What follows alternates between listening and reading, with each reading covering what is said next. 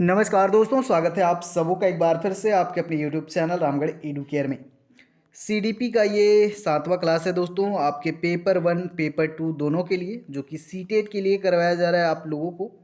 तो आप लोग डेली ज्वाइन कर सकते हैं, हमें 6:30 बजे पर डे लाइव क्लासेस होती हैं। और आज का जो ये क्लास है आपका लाइव नहीं है, प्रीमियर में सेट कर रहा हूँ इसको। तो आप लोग थियरी सेक्शन कर लीजिएगा बहुत ही अच्छे से।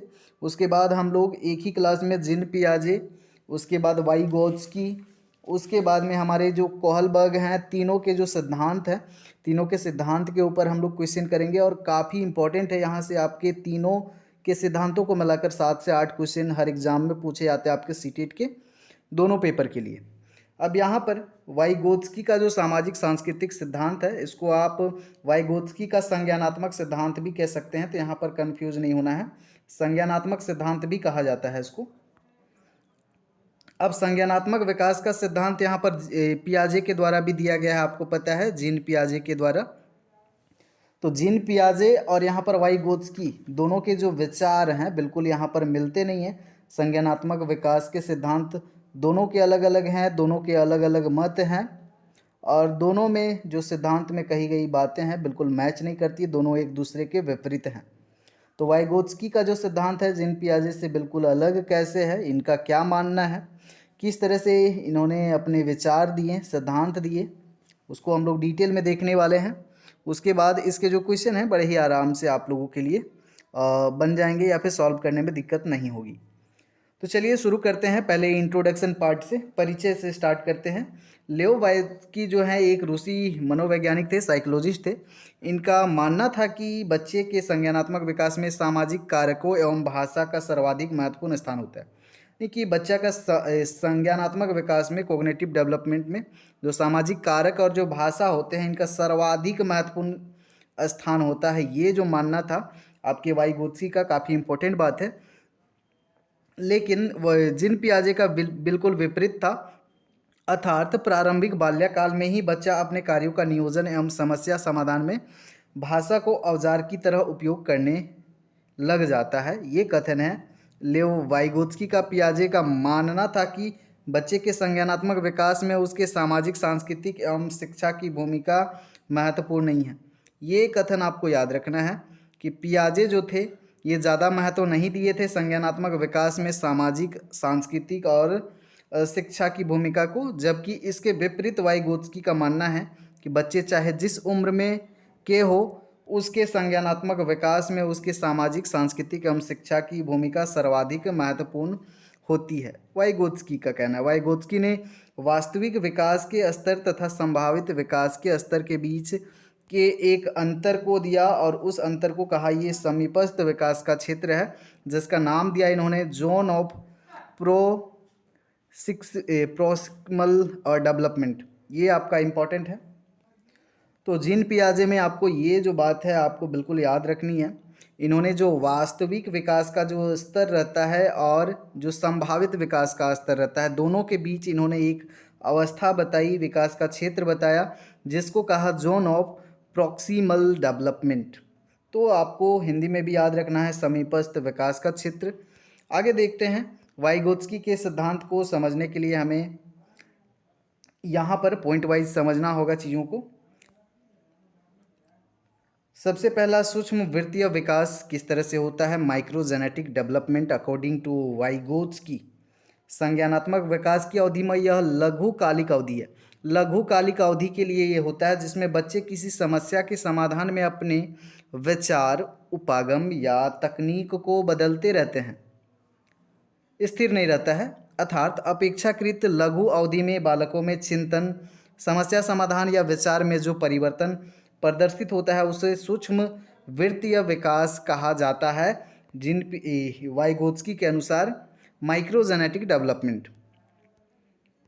पॉइंट्स को आपको याद रखना है। व्यक्ति वृत्तीय विकास, ऑटोजेनेटिक डेवलपमेंट, व्यक्ति की पूरी विकासात्मक परिवर्तन प्रदर्शित होते हैं, उन्हें जीवन अवधि में व्यक्ति वृत्तीय विकास कहा जाता है। विकास को समझने का यह उपागम व्यक्ति में जीवन पर्यंत होने वाले परिवर्तनों के अध्ययन तथा विश्लेषण पर बल देता है, ताकि विकास के बारे में ठोस निष्कर्ष प्रस्तुत किया जा सके। अगला है जाति वृत्तीय विकास, साई साइलोजेनेटिक डेवलपमेंट।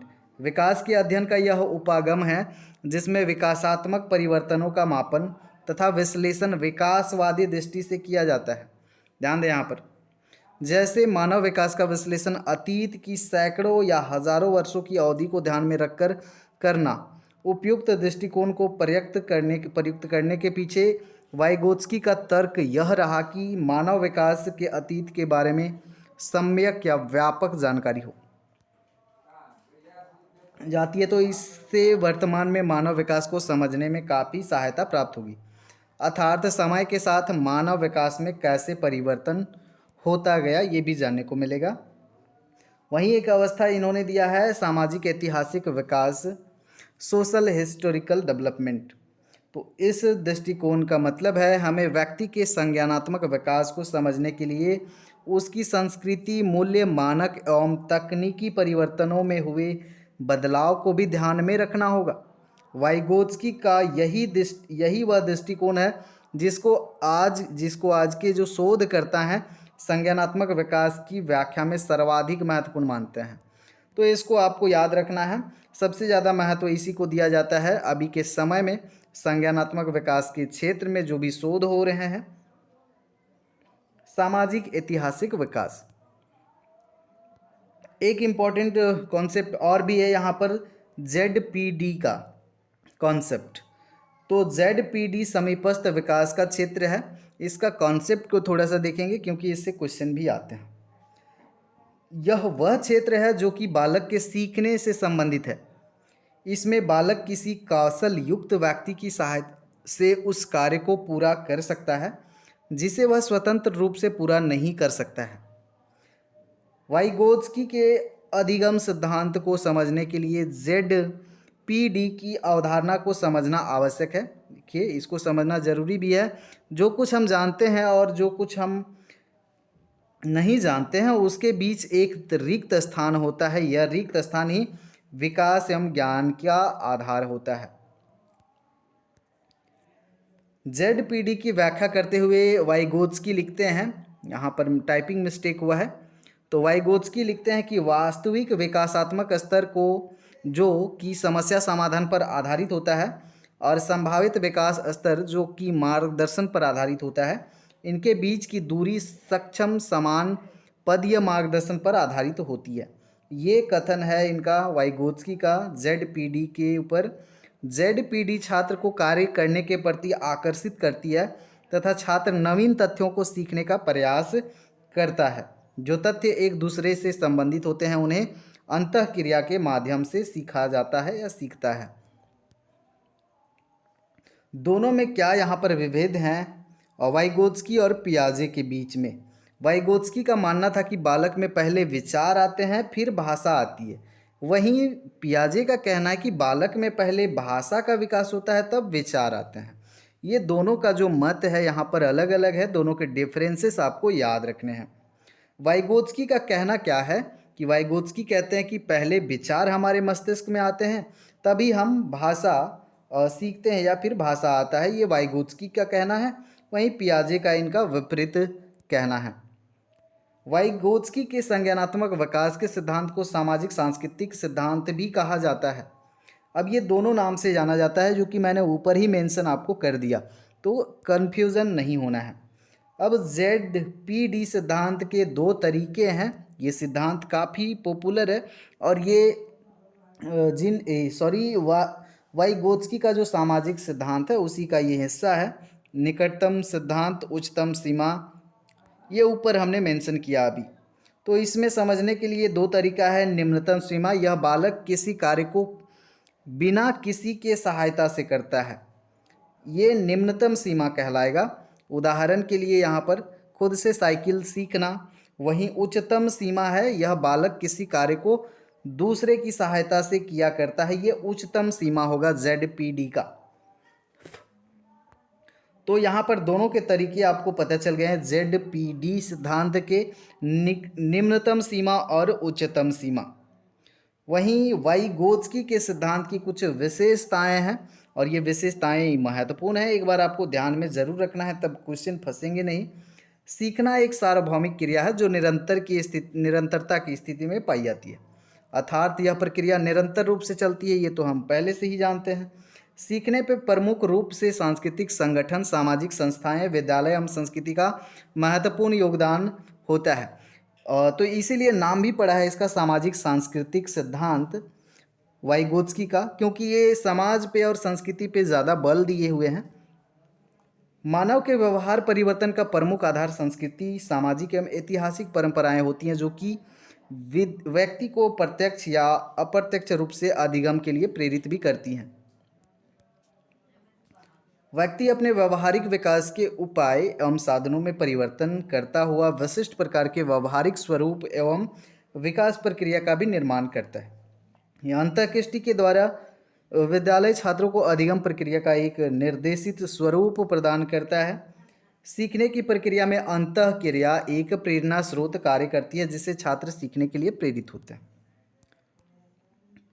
सीखने की प्रक्रिया का मूल्यांकन व्यक्तिगत विशेषताओं के विश्लेषण के बजाय सामाजिक शारीरिकता के विश्लेषण पर आधारित होना चाहिए। और ये जो है यहाँ पर वाइगोत्स्की के अनुसार ये सारी चीज़ें हैं, अर्थात अधिगम के स्तर का मापन सामाजिक व्यवहारिकता के विशेष संदर्भ में होना चाहिए। सीखने की प्रक्रिया में दूसरे व्यक्तियों का अनुकरण प्रमुख भूमिका का निर्वाह करता है, जैसे छात्र शिक्षक का अनुकरण एवं बालक द्वारा माता पिता का अनुकरण आदि। सीखने की प्रक्रिया में सांस्कृतिक संगठनों के उपाय एवं मनोवैज्ञानिक तथ्य उत्तरदायी होते हैं। जो हम जानते हैं तथा हम नहीं जानते हैं, उनके मध्य को ही विकास का रिक्त स्थान माना जाता है, जिससे अधिगम प्रक्रिया संपन्न होती है।